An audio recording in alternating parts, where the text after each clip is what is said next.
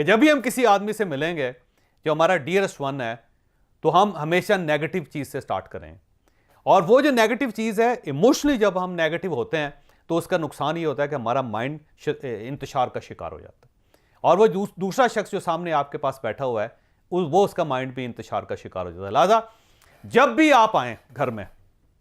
या जब भी आप दफ्तर जाएं, तो पहले 3 मिनट आपने किसी शख्स के साथ नेगेटिव बात नहीं करना, कोई नेगेटिव बात नहीं करनी, उसको करेक्ट करने की कोशिश नहीं करनी। कोई शख्स आया है तो उसे यह नहीं बताना कि आप 10 मिनट लेट आए, नहीं, पहले 3 मिनट आपने उस शख्स के साथ कोई नेगेटिव बात नहीं करनी, उसको करेक्ट करना, उसको ठीक करने की गलती नहीं करनी आप। क्योंकि जब आप किसी की गलती की निशानदेही करते हैं तो वो तो शायद उस निशानदेही का शिकार हो ना हो, आप ज़रूर हो जाते हैं, आप नेगेटिव हो जाते हैं और आपकी जो नेगेटिव एनर्जी है वो डेवलप कर जाती है, वो बढ़ जाती है।